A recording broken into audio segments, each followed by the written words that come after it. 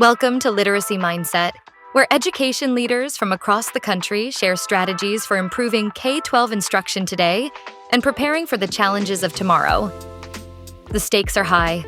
Students are facing new academic demands, and educators are navigating an ever-changing educational landscape. Each episode, we explore the most effective literacy initiatives, innovative tools, and strategies that are reshaping education. Whether you're an educator looking to improve student outcomes or passionate about driving meaningful change in schools, the Literacy Mindset brings you the insights and strategies you need to stay ahead. This is where education leadership meets real-world impact. All right. Really excited to have my guests today. Dr. Adhering Usher and Dr. Brandy Howard from Bullitt County Public Schools in Kentucky. Welcome to the Literacy Mindset. Thank you for having us. We're so excited to be with you today. Yeah. Excited to have you. If you don't mind, for the audience, would you just take a quick second and introduce yourself and the roles that you play in Bullitt County? Okay, so like you said, I'm Adhering Usher, Assistant Superintendent of Bullitt County Public Schools. Been in this role about 7 years. Been in education about 23, 24, start to kind of run together after a while, years. And I'm Brandy Howard. I'm the Chief Academic Officer. This is my 3rd year in this role, but 14th year in education. Have been a teacher, instructional coach, and principal before this. Excellent. Well, we're really excited to have a conversation today. We love talking about literacy. That is what we do on the Literacy Mindset. Clearly, we talk about it through the lens of technology. We talk about it through the lens of funding. We talk about it through the challenges that we experience, whether or not it's full literacy initiatives and programs, or whether it's intervention related, and how we thinking about it on that standpoint of kind of helping out the most vulnerable students in our district. But I think we're going to start off today, just talk to us a little bit about some of the literacy initiatives that have gone on in Bullitt County and what you've done to implement them and what some of the challenges are when you do that. So really our biggest, we'll kind of start where we are this school year. So our biggest literacy initiative this year is we're implementing a core curriculum. So Bullitt County, we're the 7th largest district in the state of Kentucky. Okay. So we serve about 13,000 kids. Okay. So that's lots of kids. So when it comes to implementing a new program or anything related to literacy, there's lots to think about. So we have this past year purchased a new core program for all elementary schools, K through 5. Okay. So the big hurdle this year has been year one with a new program in 13 different elementary schools. So that's a task within itself, especially when you have, we've got new teachers. We've got teachers that have been teaching a while that maybe have never really had a core reading program per se. So lots of learning for everybody that has been involved in this whole process. So is this a change in curriculum? You had one curriculum, now you're switching to a different curriculum, or is this more of a philosophical change? You were kind of letting schools figure it out on their own, and now it's more of a district-wide thing.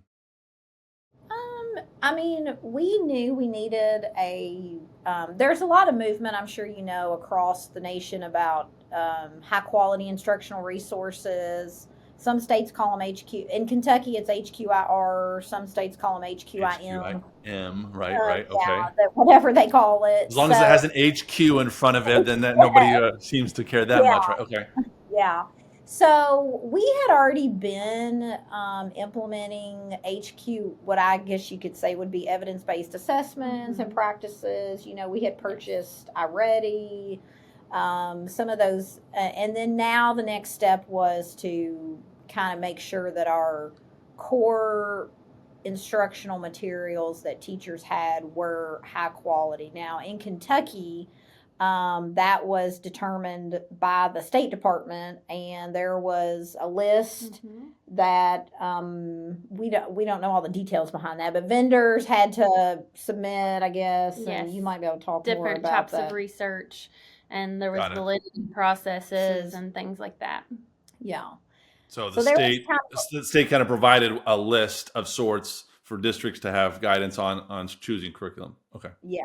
We had, we had always been using the science of reading. So years ago, actually, when I was an elementary principal in the district, and then when I was director of elementary ed, we had the Bellarmine Literacy Project, which was actually a partnership with a local university close to us, Bellarmine University. Okay.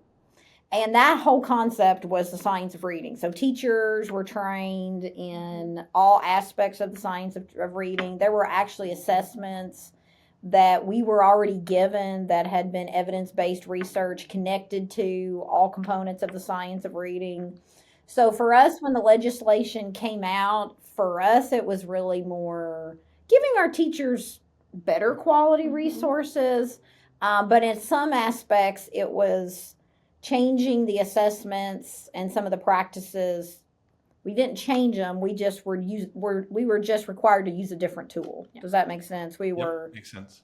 Now something that we didn't have to purchase, now we had to purchase because it was on the list, if that makes sense. Got it. So, okay.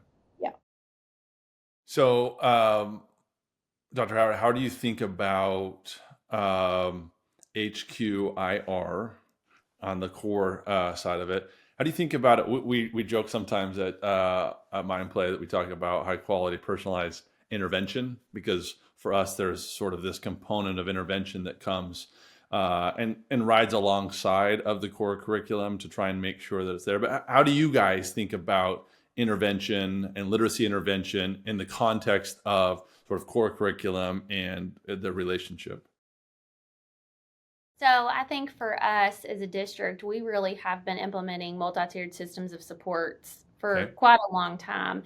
And so the good thing I feel like about implementing an HQIR is now we're consistently implementing the same tier 1, tier 2, and tier 3 district-wide across all 13 elementary schools, which we have previously not been doing. Schools had kind of had the autonomy to choose that.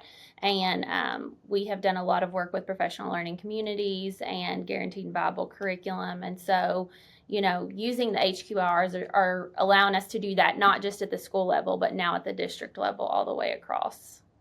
Got it.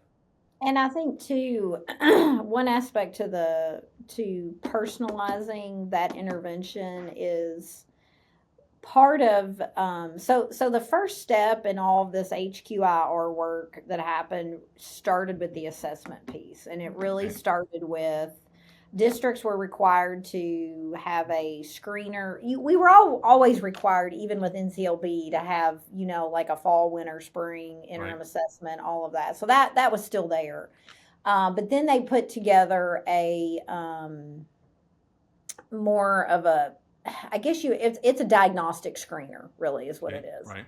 And so really what the diagnostic screener was for K to 3, really what that allowed us to do more to really, I don't like to use the word diagnose because that's not what we're doing per se, but it is our job to try to figure out, is it a phonemic baseline understanding? Is it you know what I mean? Like where's the root of the problem? Is it when a child is reading? So really what those assessments did is actually allow us to identify students earlier that were not getting to where they needed to be, even starting in kindergarten. So then that intervention piece could be more personalized to, is it phonemes for that student? Is it, certain phonics patterns, whatever it might be. So that is one thing I think when we talk about the HQIR is you can't really separate the assessments that we have to give. So we use FastBridge as an early literacy assessment. And even before we had FastBridge, we actually had an early literacy assessment protocol that all of our elementary schools use to give certain assessments to assess phonics, phony, all sounds, all the things. So that's what I feel like is better. Is it's those assessments are now we've got better resources and curriculum to kind of address those issues. If that helps. Yeah. Okay.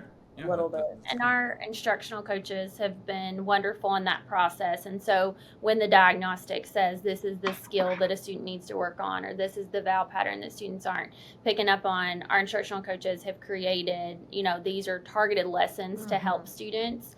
And they have been able to coach teachers in implementing that. And so that's been really huge for us as well. Got it. Okay. One of the challenges that I think people face is how do you know things are working, right? The efficacy side of it. So how do you guys measure success? How do you think about successful implementations? Are there different KPIs or other indicators that you use along the way? Do you set goals? Just kind of talk us through what does success look like? Obviously, right now you're in a rollout, and so maybe you've established some future things, but just for the audience, how do you guys think about measuring success? Really measuring success when it comes to literacy is obviously in the assessments we use, there are certain marks, benchmarks that kids are supposed to meet. Sure.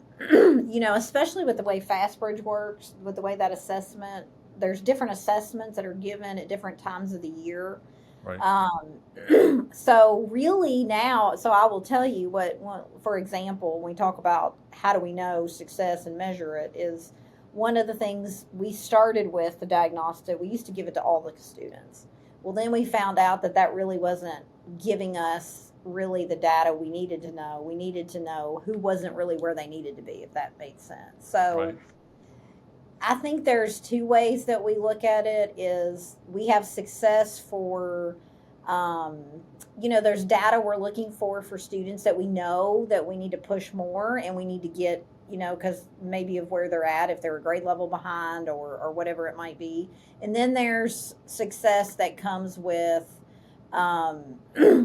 really how we think about it is each component of, when you talk about the science of reading, like it's definitely even within the science of reading, kids have to know sounds. They have to know their phonemes. They have to know this. So it's really like a ladder, you know what I mean? It just kind of builds on each other. So making sure that we know where kids are at in that development of their reading along the way to comprehension, if that makes sense. So, our schools do goal setting.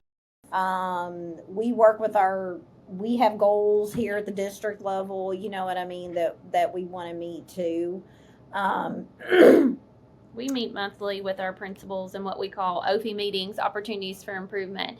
And that's really when our elementary principals dive deep into their data and they, look at that and see how many students do we have that are not on grade level. And then they have reading improvement plans that they identify, what is it that students are doing at school? Are they getting tier 2? Are they getting tier 3? What does that look like? And then that communication with the parents piece as well. And they send information home with parents. So if it is, phonics that they need to work on, they'll send examples of things that parents can do around the home. That's not necessarily a worksheet, but things that they can do to support their child.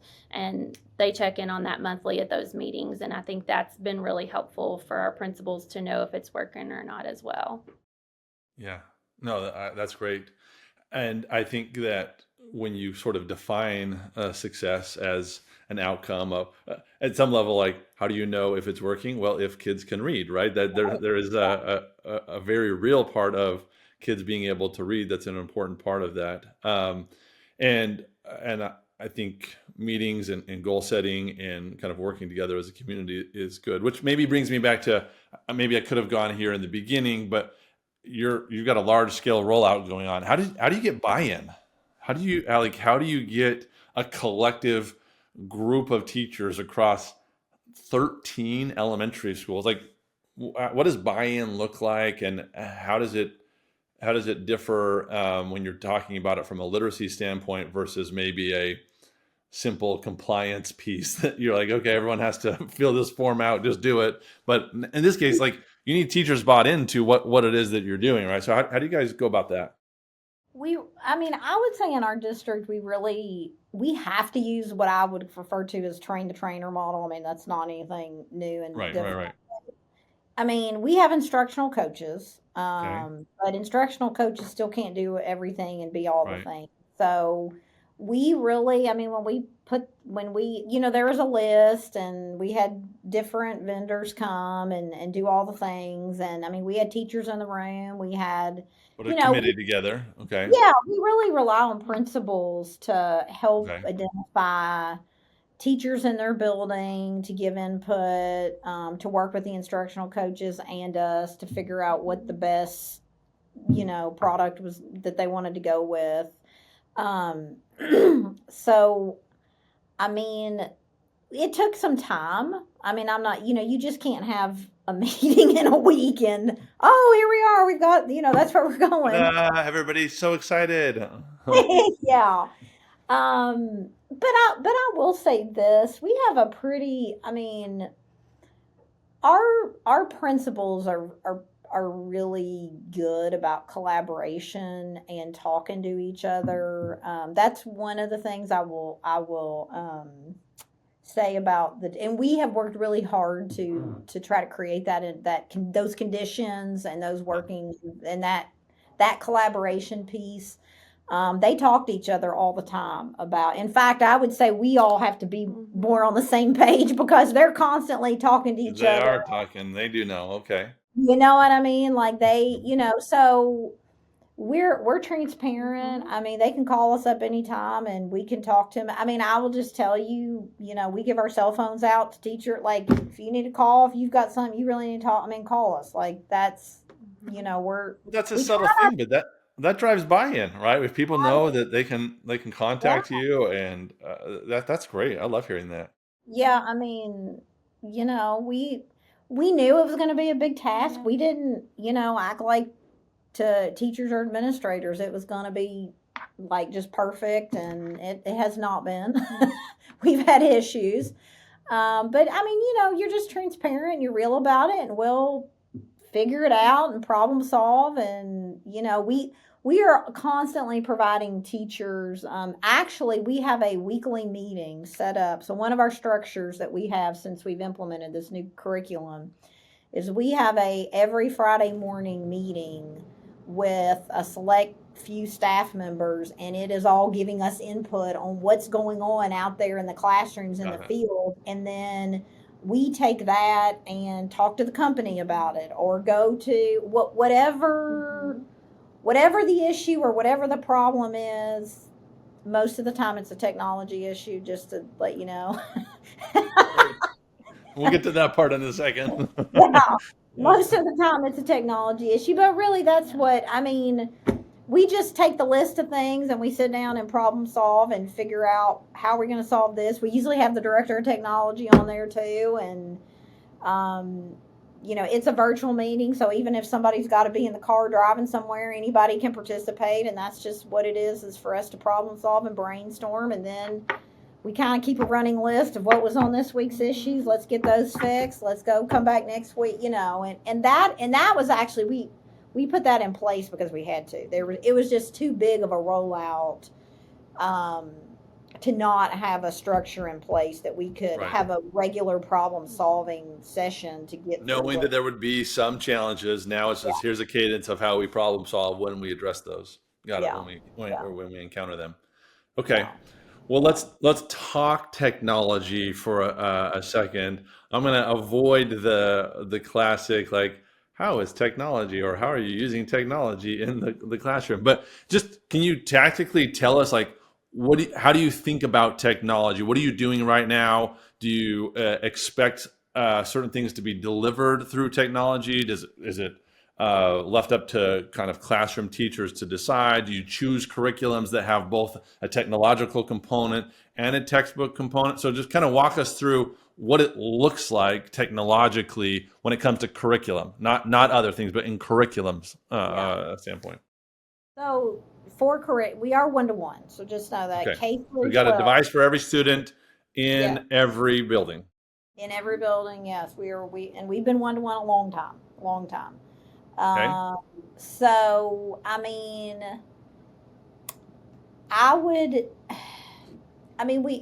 technology has to be used because that's the way of the workforce. That's the way of the future. I mean, we all have these running around right now. So like, Sure. You can't live your life without technology. I mean, it just is what it is. I would say as far as curriculum and technology, I mean, we're not going to buy something that's not going to have some digital aspect to it.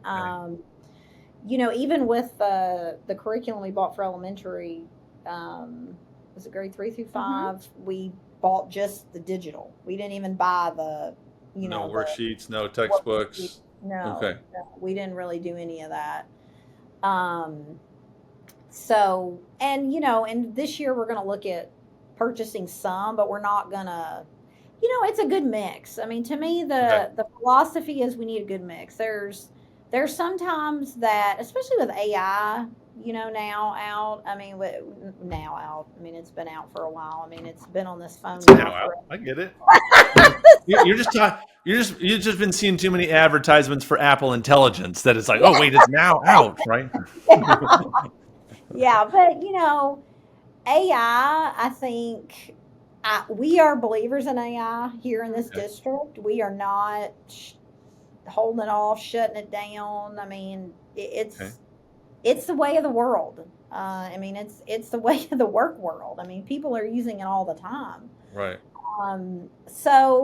But I do think we have to teach, just like with anything, when is there a time you as a teacher need to put the computer away and let's work with some kids on some manipulation and you know what I mean, versus, and then there's time that we do need the computer. So you can't do one or the other. It has to be a combination of both, if that makes sense when it comes to curriculum. Got it. Having a kid in front of a computer all day long is not a good thing, just because social skills behind a screen and social skills sitting with someone in your classroom are different. There's something about the 3 dimensions that we live in, right? That a flat 2-dimensional version of it seems to not convey the full context and meaning. I like that. That makes sense. What's interesting is that the evolution of this, right? It used to be you went to the computer lab, right? And that's where you kind of worked on programs and did that, and then you kind of came back into the classroom. And like you said, this one-to-one movement as devices have made it so that we can really start to shape our classroom so that learning is happening throughout the day in the classroom, technology sort of integrated into the process. I think that's how you're describing it, right? Yeah. And I mean, and I would say that, the idea of a computer lab is, that's gone of the days. Now, we do have specialized labs where it's like for the engineering classroom, and those computers are only for certain, I mean, you know what I mean? Just like you would have at a company or something like that. But I think, once again, like, what's the purpose of how the technology is being used? And is it really going to further outcomes for a student in that particular situation? It just can't be a blanket, all this is computers all the time and we're never having computers. And it was interesting because after the pandemic, we saw a lot of even parents like, I don't want my kid on the computer. There really has been, right? It's screen time is a no-no. Like, let's not do screen time anymore. And how do you manage that? Yeah, and so we even had teachers, like, we saw some teachers that it was like we had come back to school in person, but yet we were Still, and then Yes. you had some teachers that were like, we're never using computers again, like we're done with those, but that's all kind of Oh, yeah. subsided. We had a burdensome number of years there that was very challenging for all of us, right? And we're all trying to figure out how to come out of it. But we did get to experiment with a lot of things. We got thrust into the experiment of what at-home learning looked like, or what it looked like to just work on a computer all the time. And I think that was the perfect evidence that we need to be like, yeah, that's not it. Yeah. That's not what we want, right? Right. So, Yeah. okay. Let's dive in academically just a little bit further. We just talked tactically, kind of how you guys integrate technology into the classroom and weave it into your curriculum or leverage it with your curriculum. What about intervention in particular? So literacy intervention. I know MTSS is kind of the model or framework that you're using. Does it look? How does it look in elementary versus middle or high? How do you have instructional coaches? Do you have interventionists that kind of focus on it? Do you pull out still? Or you put can you just talk us through a little bit about what it looks like intervention wise? So at the elementary level, we definitely do a lot of push in, and you'll see a lot of our interventionists are trained in Orton Gillingham. And so we're using a lot of that. We use some Hegarty, UFly, so a lot of tier 2 and tier 3 with those different things. I will also say that elementary, middle, and high are instructional coaches. We have special education instructional coaches as well, have done a lot of work and training around speech to text software. And so you'll see some of that being utilized K-12 as well. What else? We have intervention with, obviously our core program. That came with intervention. Yeah, it kind of flexes out and gives you specific. So one of the things I think it's important to understand about the way we think about intervention here is we really adhere to the solution tree model of what intervention is. So, which is you have core instruction, which is your standards, right? So here in Kentucky, there are standards. They're in the law. You have to teach them. And so that is what tier 1 is, right? So and in fact, I would say what's going on now is we are really working, since especially we bought this new K-5 program, and we are actually, the state has just released a grant that you can apply for to get adolescent literacy resources as well. So we're applying for that to try to ramp up the K-12 experience, if that makes sense, in literacy. And so we look at the core as those are the standards. That's our tier 1. Today, I walked in on Dr. Howard and Dr. Compton, our director of secondary, and they are sitting there going through the standards mastery checklist of core and checking off who's done what at every school and, all the things. Love it. So that's really where we, core is where it's at. Like that's, and, I could talk about core all day long in that, if we have too many kids in intervention, that tells us there's a problem with core. Understood. And so that's one of the things we're working on is the core has to be a grade level. It has to be rigorous, and our kids can do it.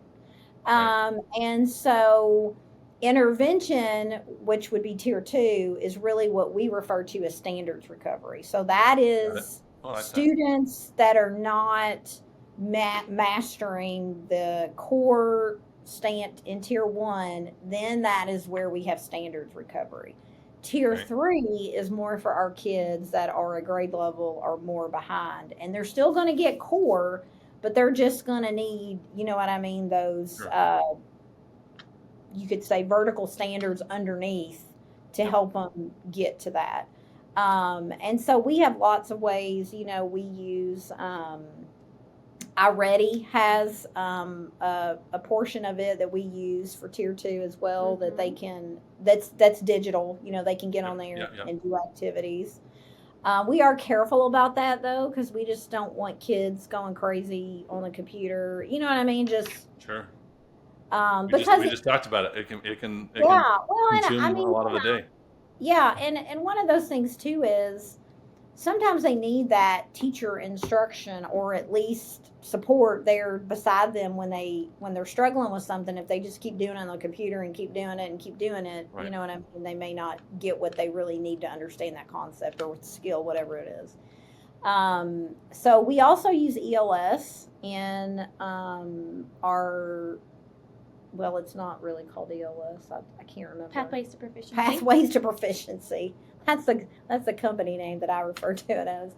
But Pathways to Proficiency, and that provides our secondary teachers, and especially in reading and math, to be able to make sure that questions they're asking and things they're doing is aligned to the standards and giving kids resources to teach as well. But and that has stepping stones lessons, yes, which are targeted based on what those assessments say. Yeah. And I will say too that Tier 3 K-12, our schools were really intentional that whoever's providing Tier 3 is the most highly qualified person in reading or math. And so I think that's something that our district does strong as well. Yeah. I would say intervention at the high school still is a very complex situation. It is, right? Um, We could probably do a whole separate segment on high school intervention and the complexities of that. But yeah, no, I agree in something that we think about a lot as well. Maybe just sort of for the final pieces here as we talk through it, one of the other complexities when you roll out initiatives, when you think about how you get buy-in after you understand technology's role in it, there's one other piece that sometimes comes up a lot in conversations, and that's funding. oh yeah. Like how do you pay for things like this, right? How do you make, like, being one-to-one is awesome, right? Until every 2 years you're like, duh, the Chromebooks are dead again, or just like how do you keep the initiative going, or how do you guys think about funding? Is it mostly bond money that you usually do when you're doing initiatives like this? Do you really think about a comprehensive plan with federal money to kind of add that intervention piece as part of just the bigger comprehensive strategy? Maybe talk through just a little bit about that on the funding side, because there's a lot of people that love hearing just different strategies that people use across the country. So I would like to tell you there's just one magic answer for that, but you just have it figured out. You just draw it over here on your board sometimes.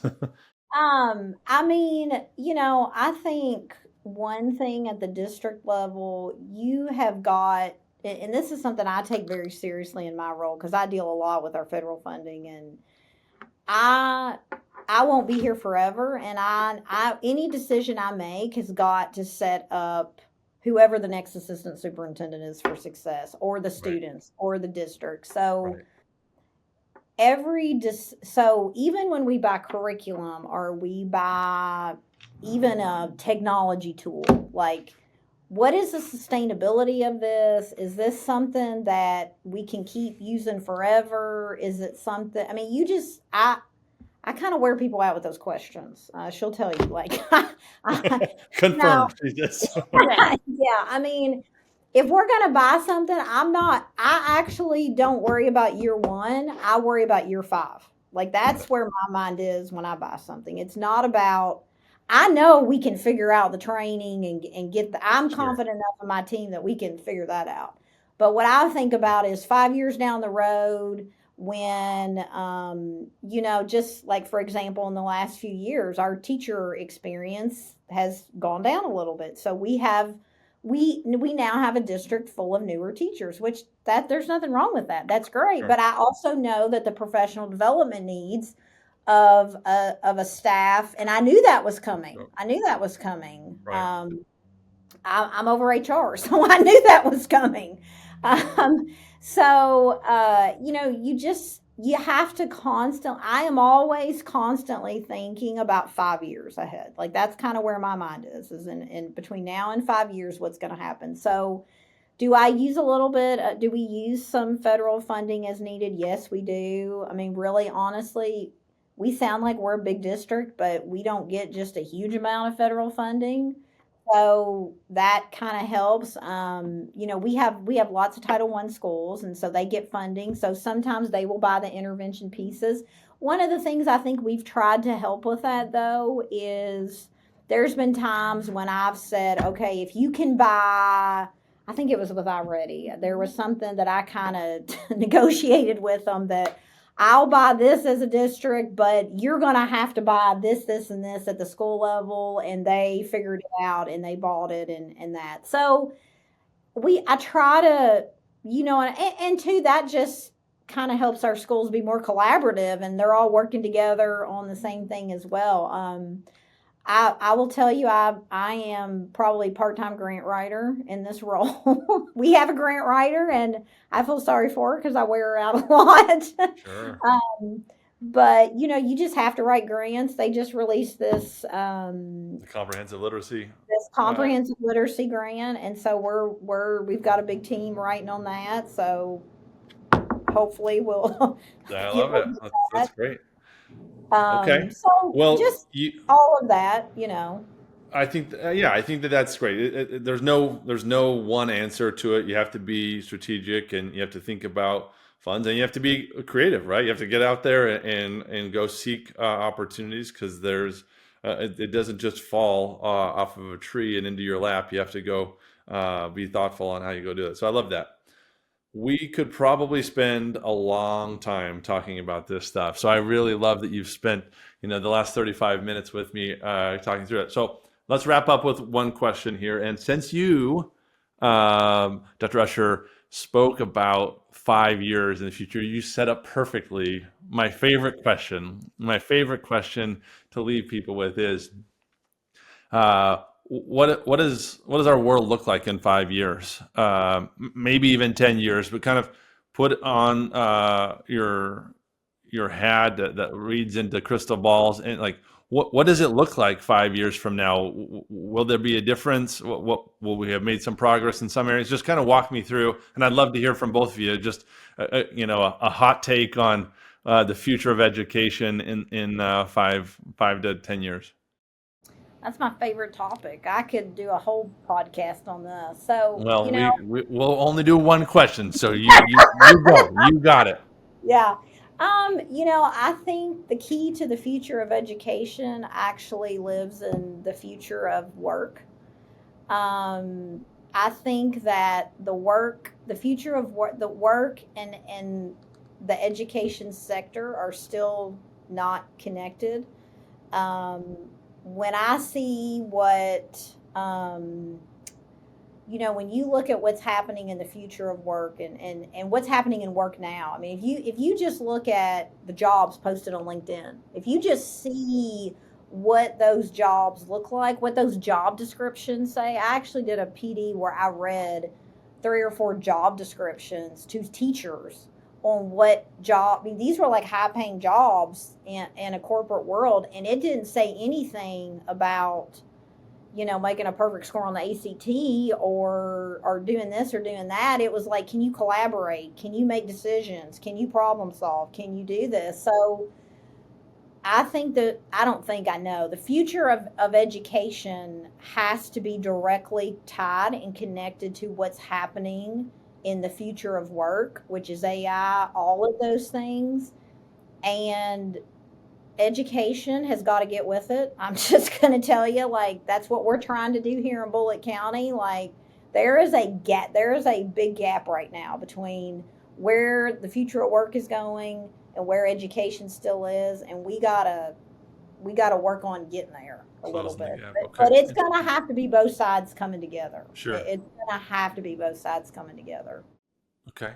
I love it. There is more we could talk about on that. So maybe we'll have to do a part 2 on this. All right, Dr. Howard, how about you? Well, I think it's going to be a balance of two things. There's two things I predict to happen in the future. One of those is that our schools will be more part of the community. And so Dr. Usher talked a lot about the workforce, and I know just reading about research and even where our own district is going, partnering with businesses and getting kids involved. And, as you do read research, there's a lot of things out there about starting in middle school that hospitals are now working with schools to get kids to come in and train on different types of technologies and doing a lot of STEAM-based learning. And so I think we'll see the community become part of the school more in the future. And I also think if you look at research, everything's become more personalized. If you look, 20 years ago, everybody watched the same show on TV. Now everybody has their own iPad. Same with our music. And so I think that education part of the day will become more personalized to that student and their needs and how they're going to contribute to the community. Well, thank you so much for joining me today. If you want to check out more, go ahead and look up Dr. Howard or Dr. Usher of Bullitt County. They'd be happy to connect. I love connecting this community. There's so much that we can do to better the educational process as we work together on this. And thanks for being on the show. Thank you so much. Thank you. Thanks for tuning in. If you found today's conversation insightful, be sure to subscribe to Literacy Mindset. You can also follow us on LinkedIn and YouTube for updates, resources, and to join the conversation. Have a topic you'd like us to explore? Let us know. We'd love to hear from you. Until next time.